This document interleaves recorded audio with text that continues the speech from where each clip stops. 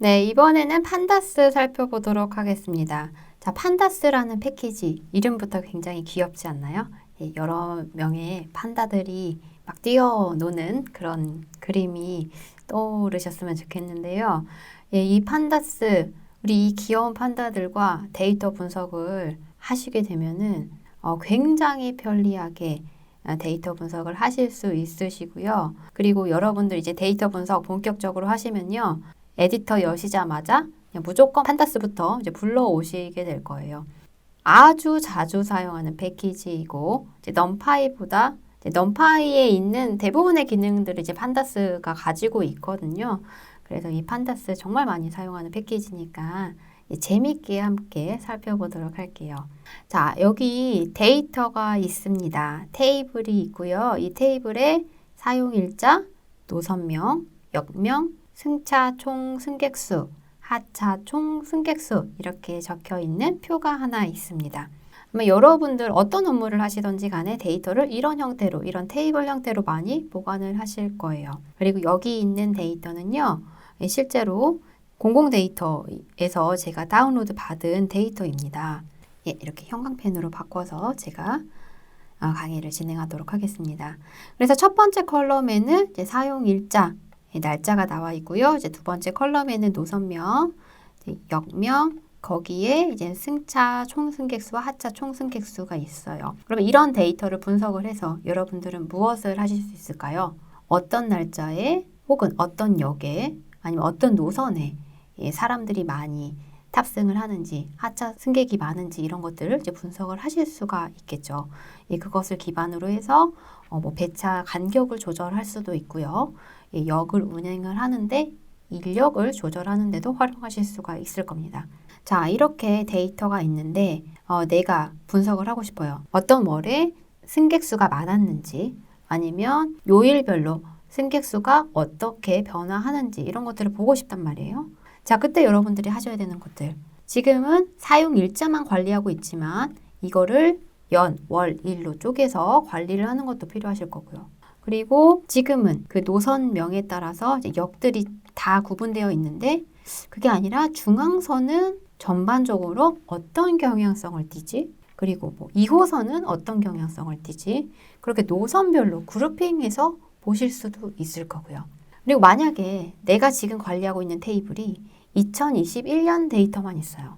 그리고 2022년은 별도의 파일로 관리하고 있어요. 자, 그럴 때에는 이것들을 어떻게 내가 합쳐서 데이터를 분석할 수 있지? 이런 식으로 이제 다양한 경우의 수들이 나올 거예요. 그때 여러분들에게 도움을 줄 수 있는 녀석이 바로 이 판다스 패키지입니다. 그래서 이 판다스에서 제공해주는 기능들 엄청나게 많습니다. 굉장히 많고요. 이 중에서 우리가 정말 자주 사용하는 것들 몇 가지만 뽑아서 살펴보도록 할게요. 자, 이 테이블, 테이블에 익숙하신 분들은 이 용어가 아마 익숙하실 거예요. 자, 컬럼이라고 하죠. 자, 같은 컬럼에는 같은 타입의 데이터들이 정의가 되어 있습니다. 자, 그리고 이렇게 가로로 배치되어 있는 이 데이터셋을 우리는 로우라고 이야기를 해요. 그래서 0번 인스턴스는 2021년 2월 1일에 중앙선의 용문역에 승차 총 승객수와 하차수, 하차 총 승객수가 이렇게 저장이 되어 있습니다. 그래서 테이블은 크게 컬럼과 로우로 구성이 되어 있어요.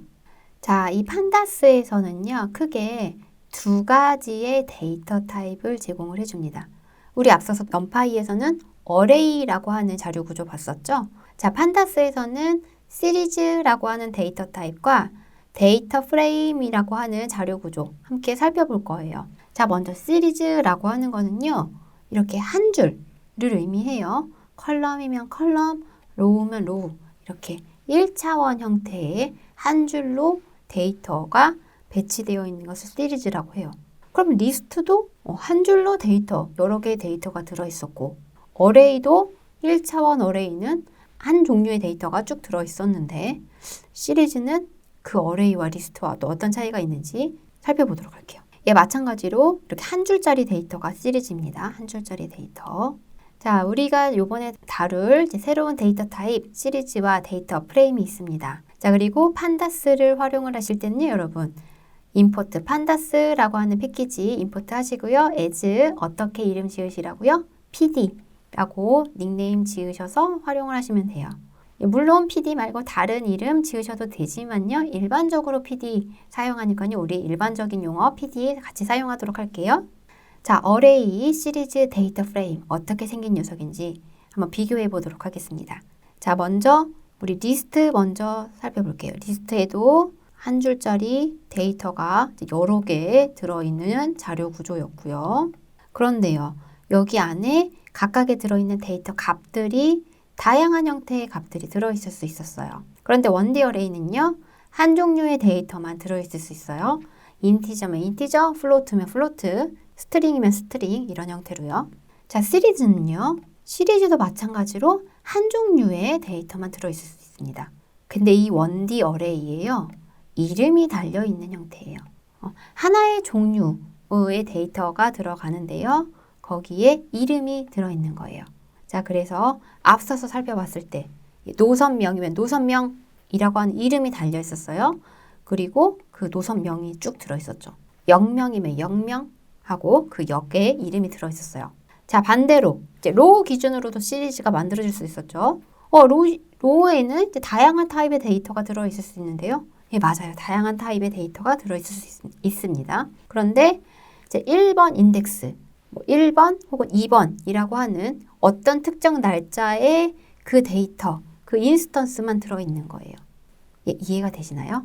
그래서 1차원 형태로 데이터가 들어있습니다. 그런데 원디 어레이와의 차이점은 그 원디 어레이에 이름이 달려있는 거예요. 예, 그게 차이점입니다. 데이터 프레임은요, 시리즈가 여러 개 모여 있는 거예요. 시리즈가 여러 개 모여서 2D 형태로 구성이 된 자료 구조입니다. 그게 바로 데이터 프레임이에요. 자, 우리는 보통 1차원 형태의 데이터가 아니라 여러 개의 시리즈가 모여 있는 데이터 프레임을 가지고 데이터 분석을 진행하게 될 겁니다. 그래서 시리즈보다는 데이터 프레임을 더 많이 사용을 할 거고요. 시리즈와 데이터 프레임, 1차원이냐 2차원이냐의 차이만 있지 제공하는 메소드는 거의 대부분 동일합니다. 그래서 우리는 이제 데이터 프레임 가지고 데이터를 조작하는 거 살펴볼 거예요. 자, 그 중에서 어떤 기능들 살펴볼 거냐면요. 먼저 만들기, 데이터 프레임을 생성을 해야겠죠? 어떻게 만드는지 살펴볼게요. 예, 생성자를 활용해서 데이터 프레임 만들 수도 있고요. 혹은 CSV나 JSON 아니면 데이터베이스에 저장되어 있는 테이블 불러와서 우리가 데이터 프레임이라고 하는 구조로 만들 수 있어요. 근데 여기서는 CSV 파일을 사용을 해서 데이터를 불러 읽어 들여와서 데이터 프레임 만드는 거 살펴보도록 할게요.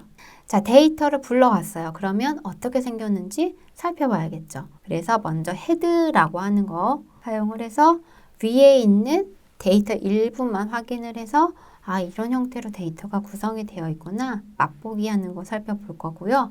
그리고 아까 넘파이에서도 제가 말씀드렸죠. shape 자주 사용하게 될 거라고 말씀드렸어요. describe, info, unique value count 이런 메소드 사용을 해서 데이터 프레임이 어떤 구조로 되어 있고 어떤 형태의 어떤 타입의 데이터가 들어있는지 살펴보도록 하겠습니다. 그 다음 정렬, 소팅하는 거 살펴볼게요. sort values, 다음 sort index 값 기준으로 정렬하느냐, 인덱스 기준으로 정렬하느냐, 소팅하는 거 살펴볼 거고요. 그 다음에 선택, 데이터가 여러 개 있어요. 그 중에서 내가 원하는 값만 선택하고 있어요. 선택하고 싶어요. 원하는 조건 넣어서 그 값을 가지는 로우나 컬럼 선택할 수도 있고요. 혹은 인덱스 활용해서 또 값을 선택할 수가 있습니다. 선택하는 거 어떻게 하는지 살펴볼게요. 그 다음에 삭제하는 것도 살펴볼 거고요. 그 다음에 다양한 산술 연산, 그리고 샘플링하는 것들, 값을 변환, 교체하는 것들, 그리고 여러 가지 함수를 적용하는, 연산하는 과정 살펴보겠습니다. 그 다음 변형, 데이터 프레임, 기본적으로 구성되어 있는 그 2차원 데이터 프레임의 모양을 바꾸는 것들 살펴볼게요. 그리고 두 개의 데이터 프레임을 함께 합치는 연산도 살펴보도록 하겠습니다. 그리고 마지막으로 내가 데이터를 잘 조작해놨어요. 전처리한 그 데이터를 CSV 형태로 저장하는 것까지 이번 강의에서 살펴보도록 하겠습니다.